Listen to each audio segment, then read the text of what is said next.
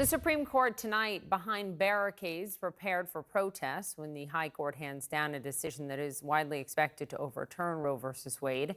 The opinion could come as soon as tomorrow morning. This, as one couple tells CNN the lengths they had to go to in order to obtain an abortion after they were told their baby would not survive outside of the womb. Lucy Kafanov is out front.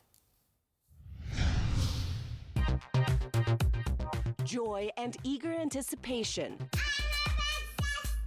as one Oklahoma family prepared to welcome its newest member into the world. You're safe to share your news, you get excited. We had the nursery getting started. What should have been a happy time for Lori Brown Loftus soon turned to crushing devastation.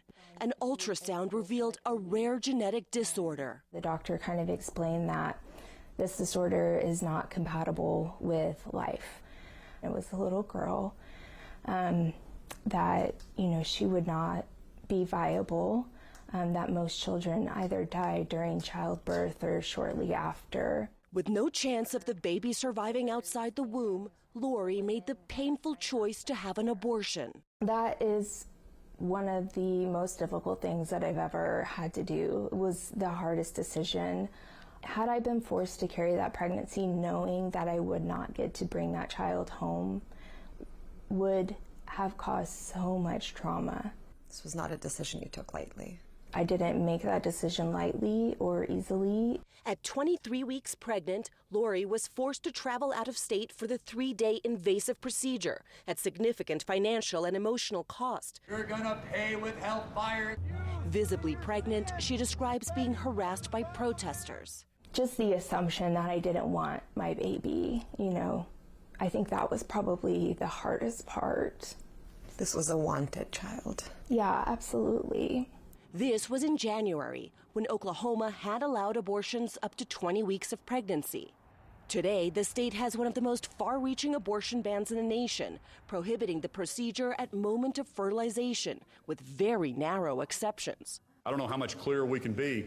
We don't believe in abortion in Oklahoma. We don't want it in our state. That puts us in a very dangerous position here in Oklahoma. It is life or death for women. Your lining looks great. That's the bladder, that's the uterus, that's the cervix. As a fertility doctor, Ellie Reshev's mission is to bring life into the world. It looks great.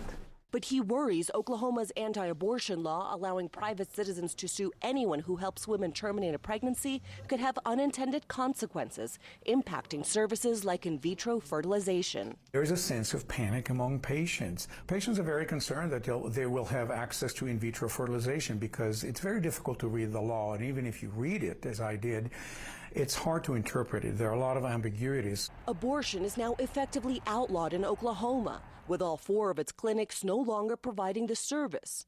If they can afford it, women seeking an abortion will now need to travel out of state, just like Lori Brown Loftus did. It was incredibly difficult. I still have flashbacks and nightmares, and it is hard, and it will impact me for the rest of my life. One woman sharing her painful journey, trying to end the stigma around abortion and help others feel less alone. Lucy, Oklahoma currently has, as you noted in your piece, the strictest abortion ban in the books at the moment of fertilization. There are a lot of other states looking to follow Oklahoma's lead on how they did this, and they're just waiting for the Supreme Court's ruling to come down to act to essentially trigger those laws into effect. That's right, Poppy. Lori's experience is one that more American women could soon be facing. The Supreme Court is poised to either overturn or severely weaken Roe versus Wade.